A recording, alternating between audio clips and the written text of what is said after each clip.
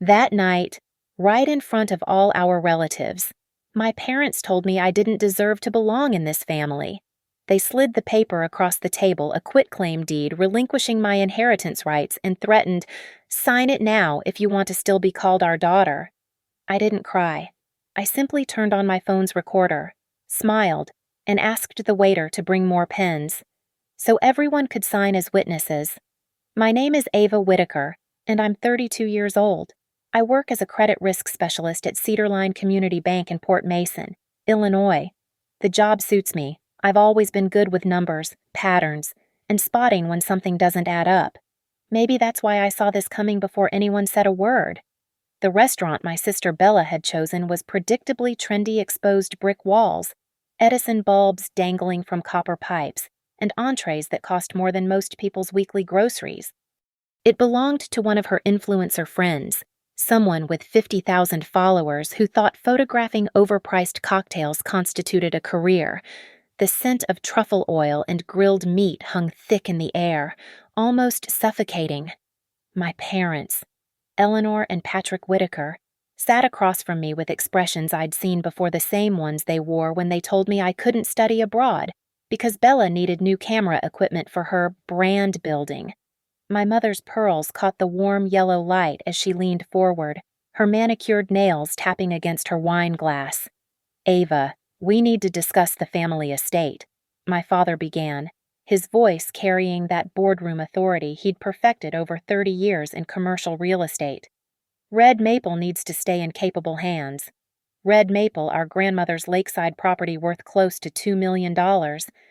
I'd spent 14 months caring for her there before she passed, checking her blood sugar at 3 in the morning, managing her medications, holding her hand through the worst of it. Bella had visited twice, both times with a photographer. "We've decided to transfer the deed to Bella," my mother announced, sliding a document across the table. The paper made a soft whisking sound against the dark wood. "She understands what it means to preserve the family legacy." I picked up the document. Quitclaim deed. They wanted me to sign away any claim to the property that should have been partially mine. The legal language was clear, irrevocable transfer of interest, no compensation, effective immediately. "You want me to sign this?"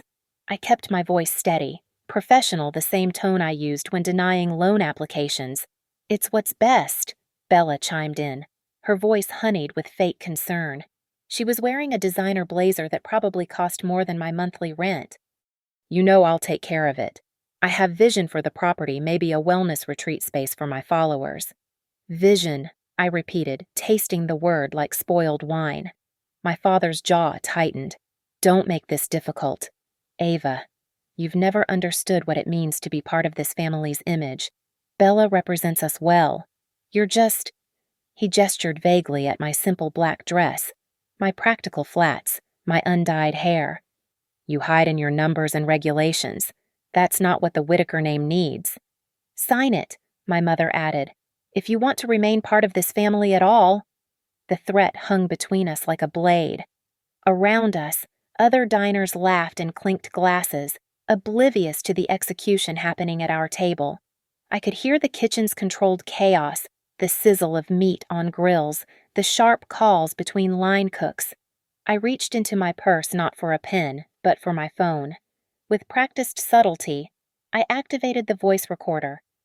Illinois is a two-party consent state, but recording in a public space with no reasonable expectation of privacy. That's different.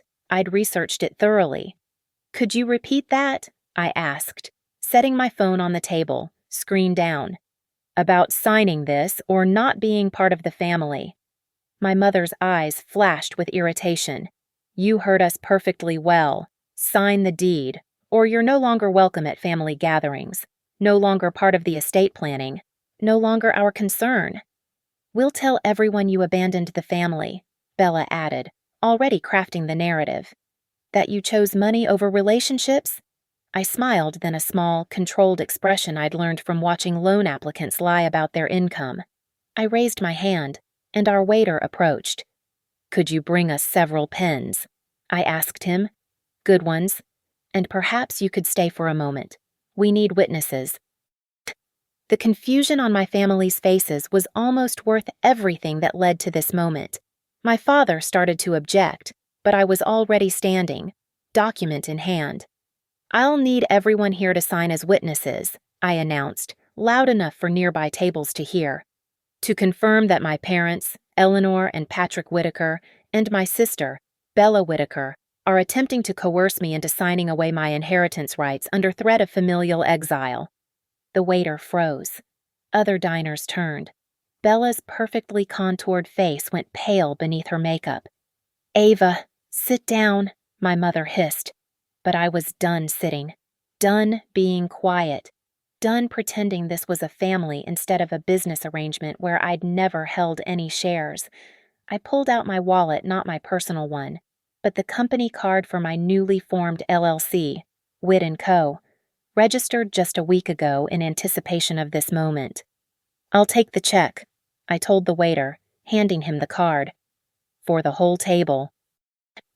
Then I looked at my family, these people who shared my blood but had never shared my struggles, and spoke my last words of the evening. "You want to cut me out, fine, but you're going to do it legally, properly, and on the record, or not at all."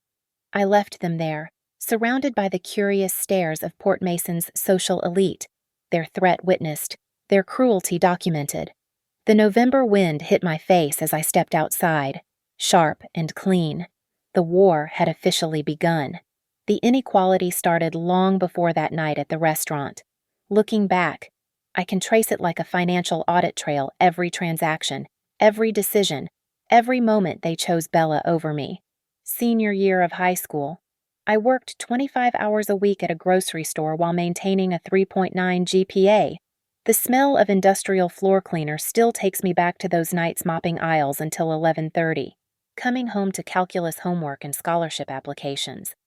Meanwhile, Bella got a brand new car for her 16th birthday, a white BMW with a red bow, perfect for her Instagram launch. She needs reliable transportation for her modeling castings, my mother had explained, as if my 10-year-old Honda with the rattling exhaust pipe didn't exist. I have the receipts literally. Bank statements from my college years showing deposits from 3 part-time jobs.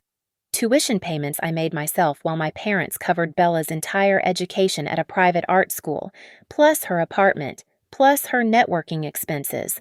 The paper trail tells the story they've tried to rewrite $30,000 for Bella's senior showcase that 12 people attended, while I ate ramen for 6 months to afford textbooks. But the clearest evidence of their betrayal sits in a folder on my laptop labeled Grandma Rose. 14 months of documentation, every medical appointment, every prescription filled, every night I slept on her couch when the pain got bad. The transfer confirmations show it clearly. $47,000 of my savings went to her cancer treatments when Medicare wouldn't cover experimental therapies. My parents knew. They saw the bills. They never offered a cent. "Where's Eleanor?" Grandma Rose would ask during those final months, her voice paper thin. "Where's my daughter?" "She's busy."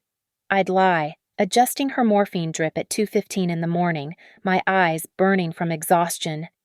"She'll come soon." My mother visited 4 times in 14 months.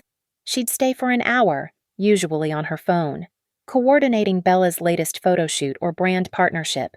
The last time she came, 3 weeks before Grandma died, she spent the entire visit complaining about the smell of medical equipment and how depressing the house had become. "This place used to be so beautiful," she'd said, eyeing the vintage furniture with calculation. "It'll need complete renovation before it's presentable again." Before it's presentable. As if Grandma's dying had inconvenienced the property value. I have the hospice nurse's notes, Lydia Morse, RN, documenting my presence for every shift. I have the pharmacy records showing who picked up prescriptions. I have photos on my phone, not staged ones for social media, but real ones. Grandma's hand in mine. Her sleeping peacefully after I'd finally gotten her pain under control. The sunrise over the lake the morning she passed, when I was the only one there to hold her as she let go. Bella posted a memorial photo that day herself in a black dress she'd bought specifically for the occasion, standing by the lake with perfect lighting. Forever in our hearts, Grandma Rose. Your legacy lives on through us. 47,000 likes. She'd scheduled it to post at peak engagement hours, 3:45 in the afternoon. The gaslighting intensified after the funeral. "You're so cold, Ava," my mother would say. "Always calculating, always keeping score. Don't you understand that family isn't about money?" This from the woman who had a spreadsheet for Bella's influencer expenses but couldn't remember my birthday without Facebook reminders.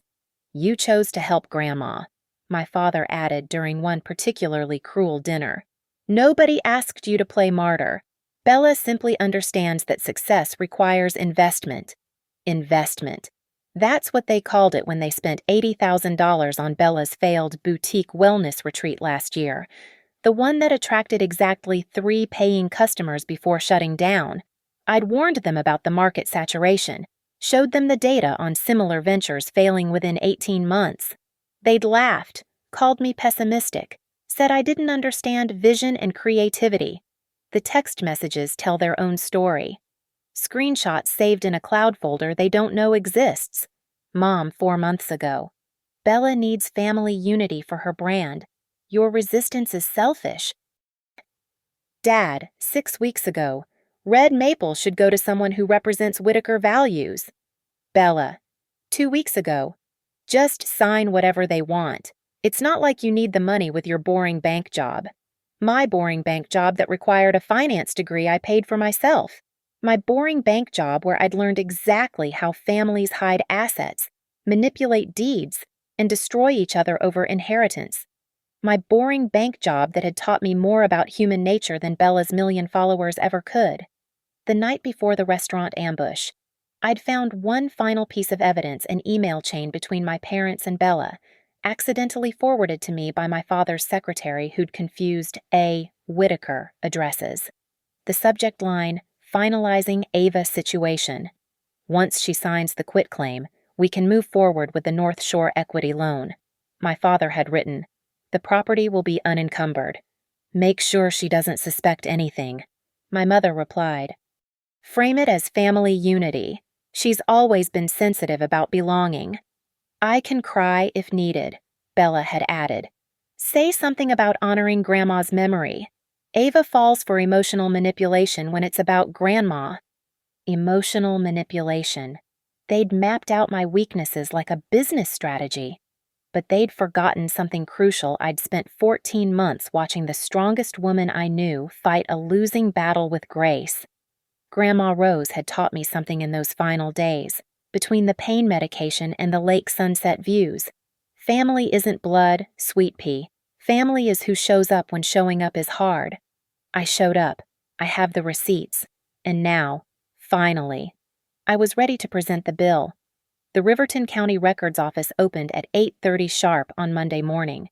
I was waiting outside at 8:15, my breath visible in the November cold, a vanilla latte warming my hands. The building was a brutal concrete block from the 1970s, all fluorescent lights and metal filing cabinets, the kind of place that smelled like old paper and industrial carpet cleaner.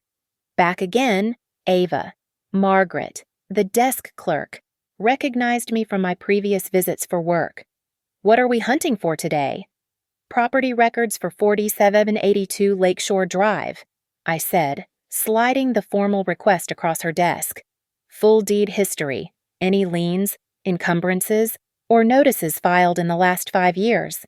Margaret's fingers flew across her keyboard, her painted nails clicking against the keys. "That's the old Whitaker estate. Isn't it beautiful property? Red maple." Even the clerk knew it by reputation. The records room was in the basement, row after row of steel shelves holding the documented history of every property transaction in the county. The fluorescent lights hummed overhead, casting harsh shadows between the stacks. I found the right section and began pulling files, the weight of each folder substantial in my hands. The first deed was dated 1947, my great-grandparents' original purchase. Then transfers through the generations, each one properly witnessed and notarized. But it was a document from 8 months ago that made my pulse quicken. Second position deed of trust. North Shore Equity Partners as beneficiary. Patrick Whitaker as truster. The amount, $400,000. My father had taken out a second mortgage on Red Maple without telling anyone. The property tax records showed he was current, but barely. 3 months ago, there'd been a notice of late payment. 2 months ago, another. They were drowning, and Red Maple was their life raft. I photographed every page, the camera click echoing in the silence. Then I found something else, a misfiled document tucked behind the mortgage papers. It was a copy of Grandma Rose's will, but not the version the family lawyer had presented. This one was dated 3 years ago, newer than the one we'd seen. My hands trembled as I read the codicil. The property known as Red Maple shall pass to my granddaughters. With the following condition, any heir seeking to claim ownership must have provided documented care for a minimum of 12 months during my final illness. Care is defined as physical presence, medical assistance, and financial support. This provision cannot be waived or modified by any party. There it was. Legal proof that I wasn't just the granddaughter who'd shown up. I was the only one who'd met the actual requirements for inheritance. I pulled my phone out and called my contact at First National Title Company. "Tony, it's Ava Whitaker. I need you to run a full title search on a property." "Yes, I'll pay rush fees." By noon, I had everything. The complete chain of title, the recording history, and most importantly, the proof that North Shore Equity Partners was bleeding my parents' dry 24% interest rate, balloon payment due in 6 months. It was predatory lending at its finest, the kind that targeted desperate people with assets. I drove to North Shore's offices in downtown Port Mason. Their reception area screamed new money glass and chrome everything, abstract art that looked like someone had sneezed paint onto canvas. The receptionist, barely out of college, tried to brush me off. "Mr. Garrison doesn't see anyone without an appointment. Tell him Ava Whitaker from Cedarline Community Bank is here about the Red Maple mortgage," I said, handing her my business card. "I'll wait." 5 minutes later, I was in Garrett Garrison's corner office. He was exactly what I'd expected: slicked back hair, expensive suit, the kind of smile that never reached his eyes. "Miss Whitaker, I understand you're Patrick's daughter. I'm interested in the second position note on 4782 Lakeshore," I said, skipping pleasantries. "What's the payoff amount?" His smile widened. "That's confidential information. Unless you're authorized, I'm prepared to make a cash offer for the note." I interrupted. 60 cents on the dollar. Today, his expression shifted. In the secondary mortgage market, especially with distressed debt, 60 cents was actually generous. He knew it. I knew it. And more importantly, he knew that I knew about my father's missed payments. "The current balance is $420,000 with accrued interest," he said slowly. 60% would be $252,000. I finished. "I can wire it this afternoon." "You want to buy your own father's debt?" His laugh was uncomfortable. "That's cold, even for this business." "Is it?" I pulled out the photos I'd taken at the records office. "Colder than targeting elderly property owners with subprime loans, colder than acceleration clauses that trigger after 2 missed payments." His face darkened. "Those loans are perfectly legal." "Legal, yes, but imagine the publicity. Local equity fund preys on grieving families." I think the Port Mason Tribune would love that story. My colleague Diego's wife works there, always looking for investigative pieces. Garrison leaned back in his leather chair. It creaked softly. 275,000. Final offer. 260, and you include all original documents, properly assigned. We stared at each other across his glass desk.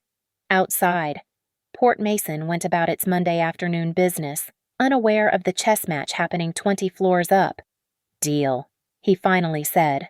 By 4:45 that afternoon, I owned my parents' debt. The assignment was recorded at 4:58, 2 minutes before the county office closed. Margaret raised an eyebrow when she saw the documents. "Interesting transaction," she said carefully. "Just business," I replied, though we both knew it was anything but. I sat in my car afterward, holding the stamped copies. The paper felt heavier than it should, weighted with implications. In my banking career, I'd seen families destroyed by less, but I'd also seen something else: how documentation, properly leveraged, could restore balance. My phone buzzed. A text from Bella. "Mom and Dad are freaking out. What did you do?" I hadn't done anything yet. But I now held the key to Red Maple, wrapped in legal documents and sealed with county stamps. The investigation phase was complete. Now came the careful construction of consequences. The law office of Marla Quinn occupied the third floor of a restored Victorian building in Port Mason's historic district. Unlike the chrome and glass of North Shore Equity, this space breathed old money and established power mahogany bookshelves, leather-bound volumes, the faint scent of lemon wood polish. Marla herself was in her 50s, silver-haired, with the kind of presence that made opposing counsel sweat. "Let me understand this correctly," she said, reviewing the documents I'd spread across her conference table. "You own the second mortgage on your family's estate. You have proof you're the only heir who met the care provision, and they tried to coerce you into signing a quitclaim deed. That's the summary." I confirmed. "But I need more than just defensive positions. I need to go on offense." Marla's smile was sharp as winter ice. "I like the way you think. First, we establish your financial fortress. Over the next 3 hours, we constructed my legal architecture. The Maple Trust A1 was formed as an irrevocable trust with myself as both trustee and beneficiary, protecting my personal assets while maintaining control. Every document from Grandma Rose's care went into a sworn affidavit: receipts, medical records, the hospice nurse's testimony, even screenshots of my GPS data showing daily visits to Red Maple.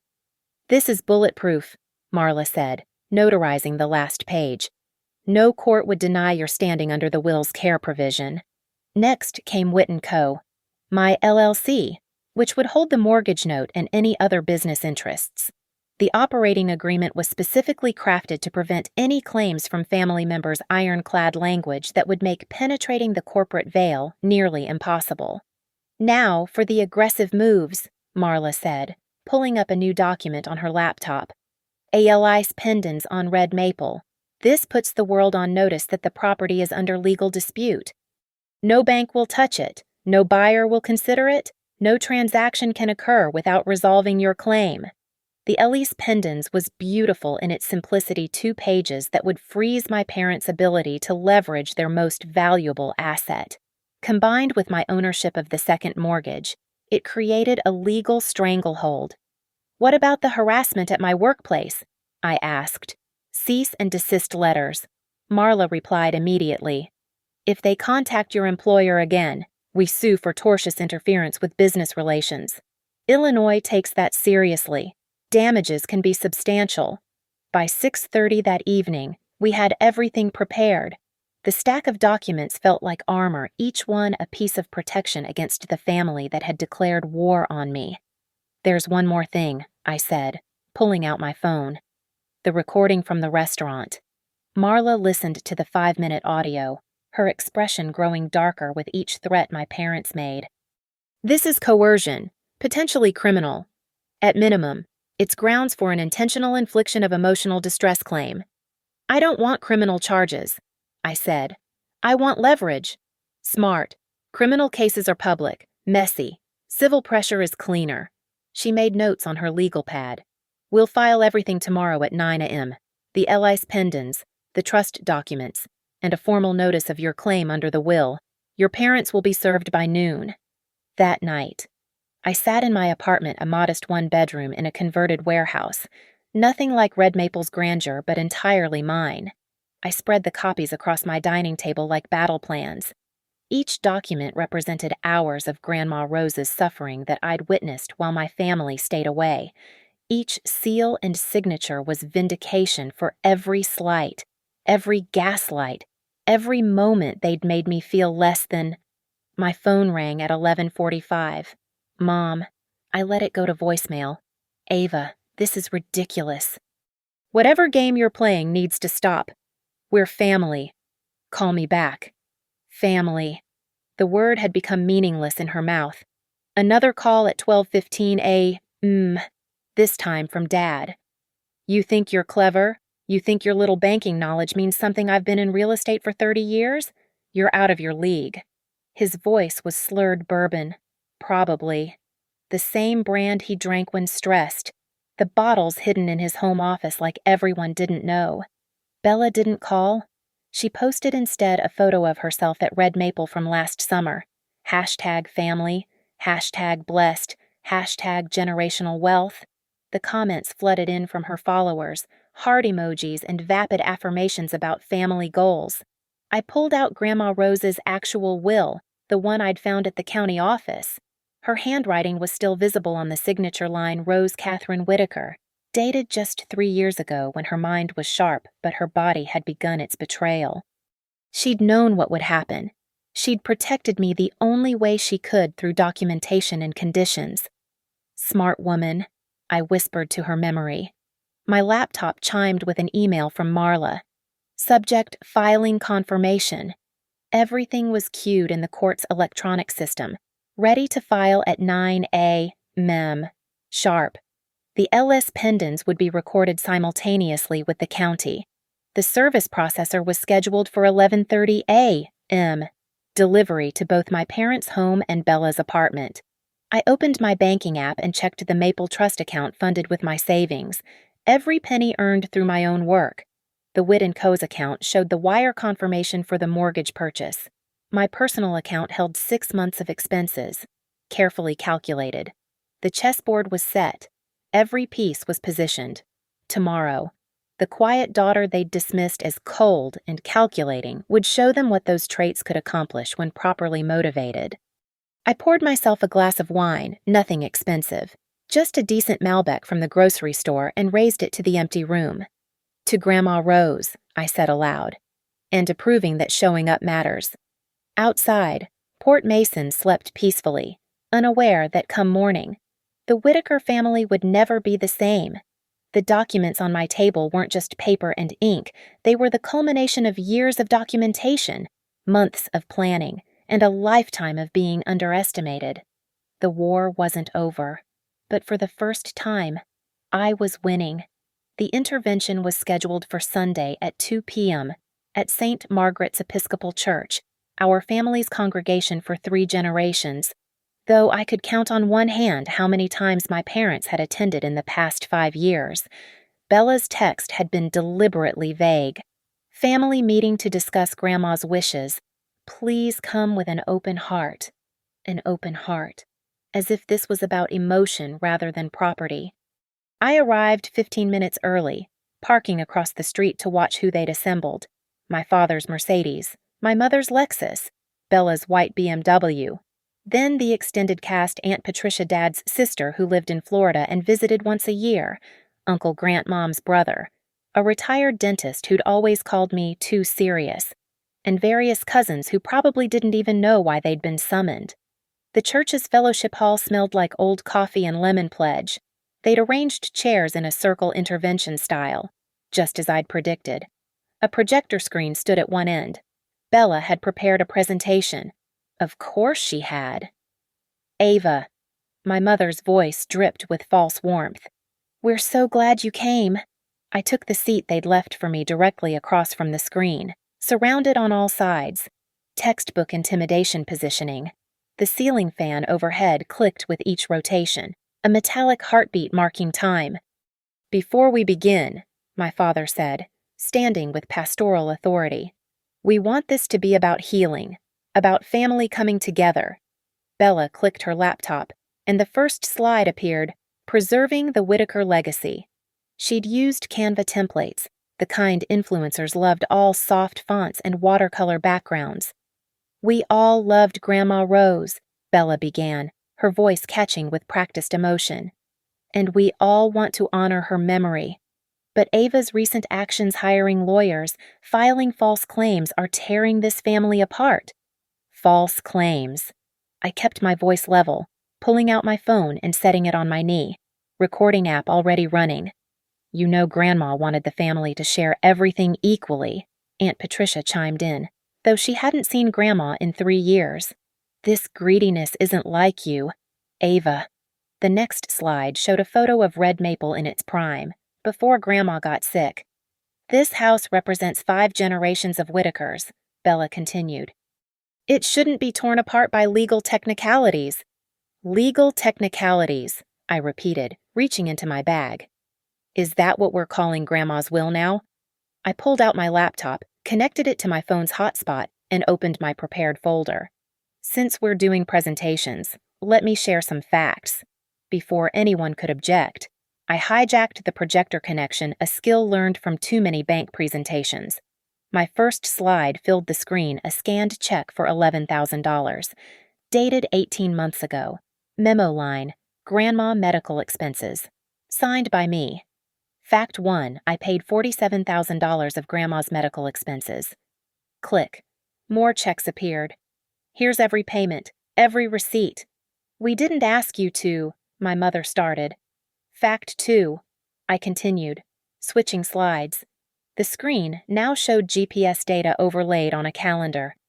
421 days of documented visits to Red Maple during Grandma's illness. Would anyone like to share their visiting record? Silence. The next slide screenshots of text messages. Fact 3. While I was sleeping on Grandma's couch, managing her pain at 3 a.m., here's what the family group chat looked like. Bella March 15, 2:13 m. Can't make it tomorrow. Photo shoot in Chicago. Mom, March 16, 4:45 p.m. Someone needs to get Rose to sign the DNR. Ava, handle it. Dad, March 17, 9:20 a.m. The house will need professional staging once this is over. My cousin Tracy shifted uncomfortably. Uncle Grant stared at his shoes. But here's the most interesting fact, I said, clicking to the next slide, the county record showing the North Shore Equity Mortgage. Mom, Dad, when were you going to tell everyone about the $400,000 second mortgage you took on Red Maple? Gasps echoed through the fellowship hall. Aunt Patricia's hand flew to her mouth. That's private. My father started to stand. Not anymore, I said. Not when you tried to force me to sign a quitclaim deed while hiding that the property is leveraged to the hilt. 24% interest. Balloon payment due in 4 months. I clicked again. The assignment document appeared, which is why I bought the note. I now hold the second position mortgage on Red Maple. You what? Bella's composure finally cracked. I'm the bank now, I said simply. And based on the payment history, you're in default. My mother grabbed the edge of her chair. You can't, family doesn't family. I stood, walking to the projector. The final slide filled the screen, Grandma Rose's will, the care provision highlighted in yellow. Grandma knew exactly what family meant. That's why she added this provision. Care for 12 months, physical presence, financial support. I have hundreds of pages documenting that I met every requirement. I pulled out a manila envelope, thick with papers. Sworn affidavit from Lydia Morse, RN. 14 months of hospice records, bank statements, pharmacy receipts. Every single piece of evidence that I was the only one who showed up. This is about more than money, Bella protested, tears finally genuine. This is about our family's reputation, our brand. I suggested, is that what Grandma's death was to you? Content. I set the envelope on the table with a sharp slap that echoed through the hall. Inside is my formal notice as lion holder. You have 30 days to cure the default or face foreclosure proceedings. Also included a lease pendants on Red Maple, preventing any sale or transfer until my claims under Grandma's will are resolved. My father's face had gone from red to white. You vindictive little... Patrick! Aunt Patricia gasped, but he was beyond caring. He crossed the circle in 2 strides, grabbing for my phone. I pulled it back, but he yanked harder, his wedding ring catching my wrist, drawing blood. You're not my daughter, he snarled, loud enough for everyone to hear. Not anymore. You're nothing to this family. Perfect. I looked around the room at the shocked faces of relatives who'd been summoned to pressure me, at my mother's mask finally slipping to show real panic, at Bella clutching her laptop like a life raft. "You're right," I said, dabbing the scratch on my wrist with a tissue, making sure everyone saw the blood. "I'm not your daughter. I'm your creditor. And in 30 days, if you don't pay in full, I'll be your landlord." The ceiling fan clicked overhead. Someone's phone buzzed. In the distance, church bells marked 3 p.m. I gathered my things with deliberate calm, then turned at the door.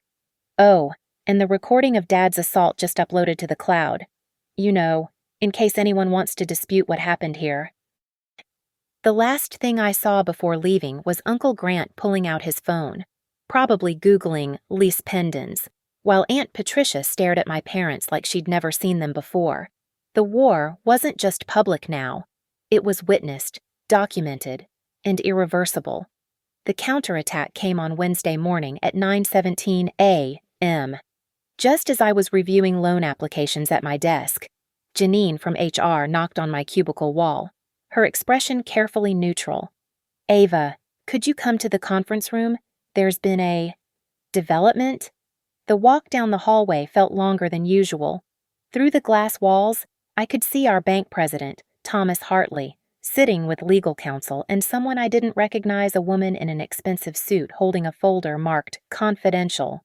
"Ms. Whitaker," Thomas began, his tone formal. "We've received concerning documentation about your mental state and financial activities." The woman slid papers across the table. "A petition for financial guardianship, filed in Riverton County Court. The petitioners Eleanor and Patrick Whitaker. The grounds: respondent exhibits paranoid behavior, compulsive documentation, and has engaged in predatory financial practices against family members, suggesting severe psychological impairment requiring immediate intervention." "They're claiming I'm mentally incompetent," I said, scanning the pages.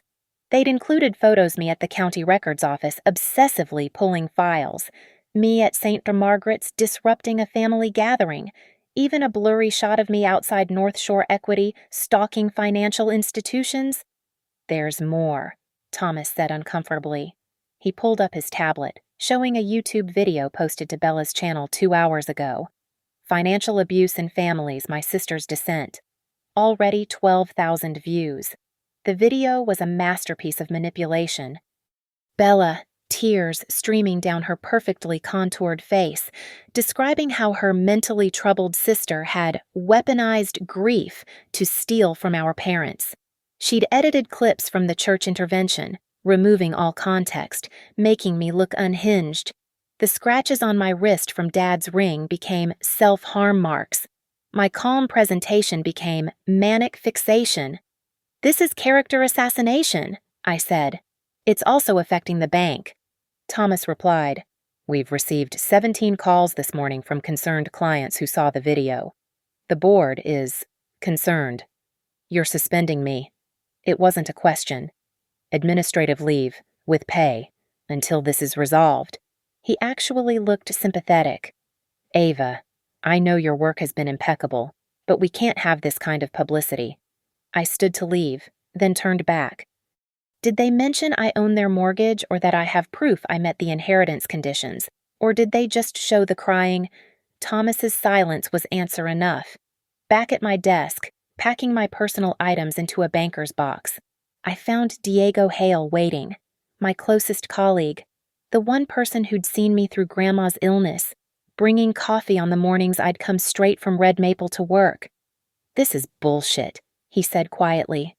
"Everyone here knows you're the most ethical person in this building."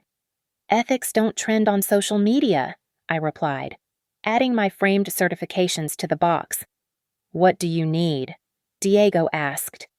"A written statement about my professional conduct. Dated, notarized if possible." "Done. I'll have 5 others sign it too." He paused. "My wife saw the video. She wants to do a response piece for the Tribune. Real journalism, not influencer propaganda." "Not yet," I said. "Let them think they're winning." The security guard walked me out protocol, though he looked embarrassed. In the parking lot, my phone exploded with notifications. The video had hit 25,000 views. Comments poured in: toxic sister, elder abuse, she should be in jail, But also, why is there no proof? This seems one-sided. Show the receipts. I sat in my car, engine off, watching the November wind scatter leaves across the windshield. My phone rang. Marla Quinn. I've seen the video and the guardianship petition, she said without preamble. We need to file an emergency response. Can you get here in 20 minutes? On my way. Ava, they're playing dirty now. Really dirty? We need to be prepared for worse. Worse came that evening. I'd stopped at the grocery store even during legal warfare. I needed food. In the cereal aisle, a woman I vaguely recognized from Bella's yoga classes started filming me. There she is, the sister who stole from her own family. She shoved her phone in my face. How do you sleep at night? I said nothing, continuing to shop while she followed, narrating my every move. Look at her, buying generic brands while her family suffers, probably saving money she stole from them. The store manager eventually intervened, but the damage was done. The video confronting my friend's abusive sister was online within an hour. Then came the emails to my personal account. Hundreds of them. Death threats mixed with armchair diagnoses. You're clearly bipolar. Narcissistic personality disorder. I hope you die alone like your grandma. That last one made me close my laptop. At 11:45 p.m., sitting in my dark apartment with case law spread across my table, I almost broke. The weight of it, the suspension, the public humiliation, the systematic destruction of my reputation pressed down like water, threatening to drown me. Then I saw it Grandma's hospice journal, which I'd kept. Her shaky handwriting from 2 months before she died. Ava here again tonight. Don't know what I did to deserve her. Eleanor called too busy. Patrick sent flowers. Pretty. But they don't hold your hand at 3 a.m. I picked up my phone and started typing, "Dear friends and colleagues, I'm writing to address recent false allegations about my mental health and financial conduct. Attached, you'll find 147 pages of documentation, including medical records, bank statements, and notarized affidavits proving." No, that's what they expected. Defense, justification, begging for understanding. Instead, I opened a new document and began typing something else entirely. Notice of acceleration payment in full of $426,000 is now due immediately on the secured debt held against 4082 Lakeshore Drive. If they wanted war, they'd forgotten something crucial I'd learned from the best. Grandma Rose had fought cancer for 2 years, never complaining, never backing down. I had her blood. Her documents. And now, her house. The Riverton County Courthouse's main courtroom smelled like old wood and floor wax, its high windows casting geometric shadows across the gallery. December 2nd, 9 a.m. sharp. Judge Helen Morrison presiding, known for her intolerance of theatrics and her devotion to documented evidence. I sat with Marla at the defendant's table, our evidence arranged in labeled folders. Across the aisle, my parents flanked by their legal team, 2 attorneys from Brennan and Associates, the kind who typically handled corporate mergers, not family disputes. Bella sat in the first row, live streaming on her phone until the bailiff made her stop. "We're here on 2 related matters," Judge Morrison began, reviewing her notes through reading glasses. "A petition for financial guardianship and a countersuit alleging fraud, defamation, and breach of fiduciary duty. Let's start with the guardianship petition." My mother's lead attorney, James Brennan himself, stood. Your Honor, we have grave concerns about Ms. Whitaker's mental state. She's exhibited increasingly paranoid behavior, including obsessive documentation, recording family members without consent, and purchasing her parents' debt in what can only be described as predatory. Counselor. Judge Morrison interrupted. I asked for evidence, not editorial commentary. Brennan fumbled with his papers. We have testimony from family members.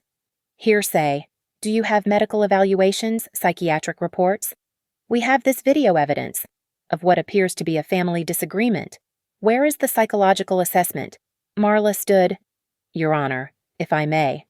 The respondent has undergone voluntary evaluation by Dr. Sarah Hendricks, chief of psychiatry at Riverside Medical Center. She handed the bailiff a sealed envelope. Judge Morrison read, her expression never changing. Dr. Hendricks finds no evidence of mental illness, incompetence, or impairment. In fact, she notes exceptional organizational skills and emotional regulation under extreme stress. The judge looked at Brennan. Your petition is dismissed. But, Your Honor, dismissed. Now, let's address Ms. Whitaker's counterclaims. Marla approached the bench. Your Honor, we'd like to present evidence in chronological order, beginning with the care provision in Rose Whitaker's will. For the next hour, we laid out everything. The 14 months of care documentation, every receipt, every medical record, every night I'd spent at Red Maple. Lydia Morse, Grandma's hospice nurse, testified via sworn affidavit about my constant presence versus my family's absence. From January 2023 to March 2024, Lydia's statement read, Ava Whitaker was present for approximately 90% of my visits. She managed medications, changed beddings, monitored vital signs. Eleanor Whitaker visited 4 times total. Patrick Whitaker twice. Bella Whitaker twice, both times with a photographer. Then came the financial records, the $47,000 in medical expenses I'd paid, the second mortgage my parents had hidden, the attempt to coerce me into signing the quitclaim deed. I'd like to play an audio recording from November 15th, Marla said. My mother's voice filled the courtroom. Sign the deed, or you're no longer welcome at family gatherings, no longer part of the estate planning, no longer our concern. My father, we'll tell everyone you abandoned the family. Several people in the gallery gasped. Bella had gone pale. Now, Marla continued, regarding the defamation claim, she presented Bella's video, downloaded before she could delete it, then screenshots of the comments, hundreds of people calling me mentally ill, evil, a thief. The confrontation video from the grocery store, the emails threatening my life. This orchestrated campaign cost my client her job, Marla said. Or would have, if her employer hadn't provided this. She presented a letter from Thomas Hartley. Ms. Whitaker's suspension was purely precautionary. Her work has been exemplary. She will be reinstated with full back pay and a formal apology upon resolution of this matter. Then Diego Hale took the stand. I've worked with Ava for 5 years. She's the most ethical person I know. When her grandmother was dying, she'd come straight from the hospice to work, never complaining, never letting it affect her performance. The idea that she's mentally unstable is absurd. Brennan's cross-examination was desperate. Isn't it true Ms. Whitaker purchased her parents' debt? After they tried to force her to sign away her inheritance while hiding that debt existed, Diego shot back. That's not predatory. That's smart. Finally, we presented the emails between my parents and Bella, planning to finalize the Ava situation. Frame it as family unity, my mother had written. She's always been sensitive about belonging. Judge Morrison had heard enough. I've been on this bench for 23 years, she said, removing her glasses. I've seen families destroyed by greed, by jealousy, by misunderstanding, but rarely have I seen such calculated cruelty toward a family member who did nothing but show up when needed. She looked at my parents.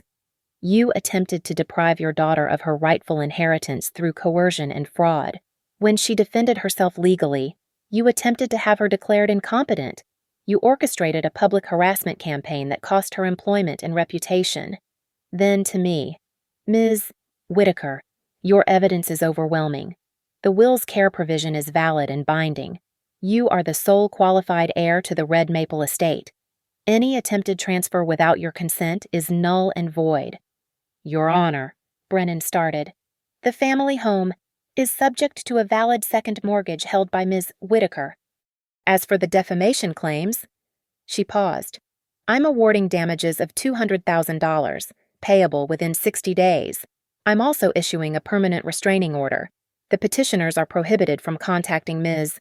Whitaker at her home, workplace, or through third parties. Any violation will result in contempt charges. The gavel came down with finality. Court is adjourned.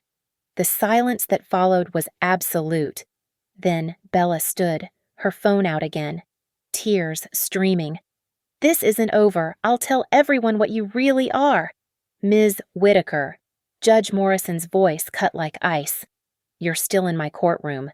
Continue recording and I'll add contempt charges to your family's troubles." Bella lowered her phone. As we packed our files, my mother approached, ignoring the restraining order already. "Ava, please." The bailiff stepped between us. "Ma'am, you need to maintain distance." Her face crumpled, then not the practiced emotion of manipulation, but real devastation. She finally understood she'd lost. They all had.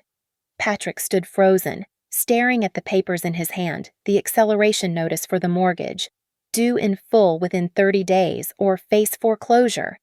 I walked past them all, Marla at my side, Diego and several colleagues who'd come to support me forming a protective wall.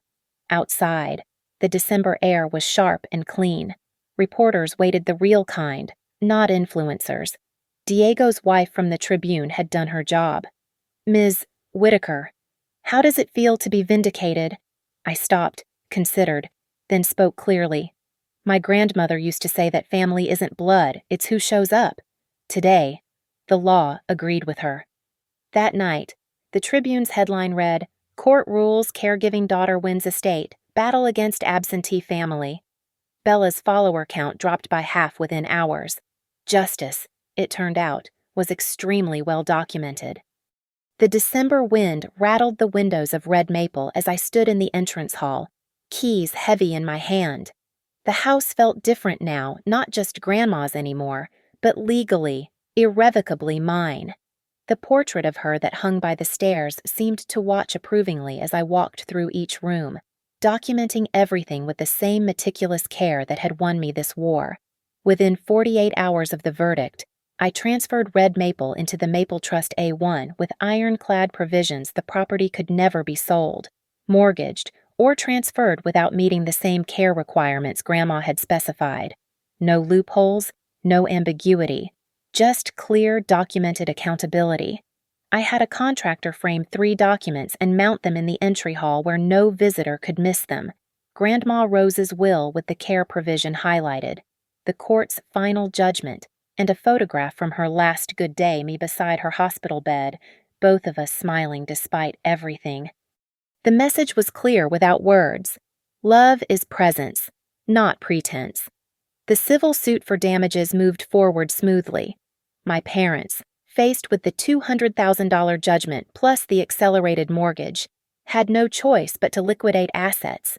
Their financial advisor, someone I knew professionally later, told me they'd sold Bella's BMW, my mother's jewelry collection, and my father's boat.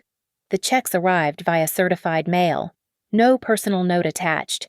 I deposited them into the trust, earmarked for maintaining Red Maple exactly as Grandma would have wanted. Bella's influencer career imploded spectacularly.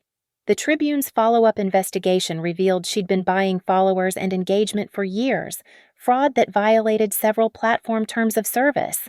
Her accounts were suspended. The last I heard, she was working as a receptionist at a real estate office 3 towns over, using her married name to avoid recognition. My job at Cedarline Community Bank was restored with a formal apology and a raise. Thomas Hartley personally welcomed me back, and several board members made a point of shaking my hand. Diego had kept my desk exactly as I'd left it. With a new addition, a small framed quote, "Documentation is the difference between he said, she said, and here's what actually happened." 3 weeks after the trial, I received an unexpected call from Lydia Morse, Grandma's hospice nurse. "I wanted you to know," she said, "in 30 years of this work, I've never seen anyone fight harder for a patient than you did for Rose." She knew, Ava. Even when the morphine made her confused, she knew you were there. I filed that voicemail in the cloud, with everything else.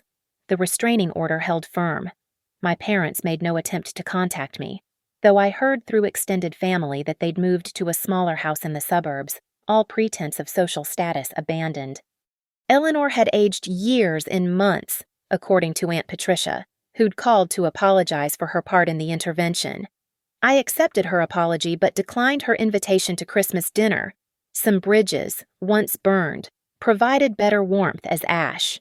On Christmas Eve, I stood in Red Maple's kitchen, making Grandma's apple pie from her handwritten recipe card. The house was quiet except for the occasional creak of old wood settling. No family gathering, no forced cheer, no walking on eggshells. Just peace. I'd invited the people who'd actually shown up for me, Diego and his wife, Marla Quinn, a few colleagues from the bank.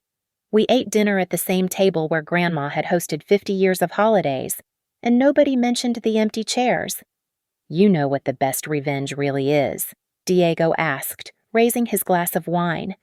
"Living well," his wife suggested. "No," I said, looking around the warm kitchen, at the faces of people who'd stood by me when standing by me was costly. "The best revenge is evidence." Everyone laughed. But I was only half joking. Every document, every recording, every receipt had been a brick in the wall I'd built between my family's cruelty and my future. They'd called me cold and calculating, not understanding those traits were armor, not character flaws. Late that night, after everyone had gone home, I sat in Grandma's favorite chair by the fireplace, reviewing the final documents. The trust was funded and bulletproof. The house was protected for generations.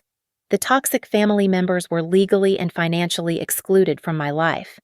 I pulled out my phone and opened the recording app, a habit now, and spoke into the silence. December 24th, 11:58 p.m. First Christmas at Red Maple as legal owner. Property secured in trust. All debts cleared. Hostile parties permanently enjoined from contact. Grandma Rose's wishes fully executed. I paused, then added, "Personal note, I'm okay. More than okay." I showed up when it mattered, documented everything, and won. Not because I was vindictive, but because I was right, and I have the paperwork to prove it. The next morning, I hung one final document on the wall, not in the entry where visitors would see it, but in the small study where I now worked from home twice a week. It was the email from my mother, sent 2 years ago, claiming Bella embodied Whitaker values better than I did. Below it, I'd written a simple response: Whitaker values, as demonstrated by Rose Catherine Whitaker. Show up. Document everything. Let the evidence speak. Some might call it petty. I called it accurate. The house was quiet as I locked the door behind me, heading out for a walk along the lake. The December sun reflected off the water like scattered diamonds. In my pocket, my phone held gigabytes of evidence I'd probably never need again. But I'd keep it all, backed up in triplicate, because that's who I was. Someone who understood that in the end, family isn't about blood or sentiment or social media personas. It's about who shows up with receipts. The footprints I left in the snow were singular, solitary, but they were deep and clear and undeniably mine, leading away from what family was supposed to be and toward what I'd chosen it to become. Behind me, Red Maple stood solid against the winter sky, no longer a battleground but a monument to the irrefutable power of documentation, determination, and showing up when showing up was everything. Thank you for listening to my story. I'd love to know where you're listening from. Drop a comment below and let's connect. If this story resonated with you, please subscribe to the channel and share your thoughts. Have you ever had to stand up to family members who didn't value you? How did you handle it? Your experiences matter, and I'd love to hear them in the comments.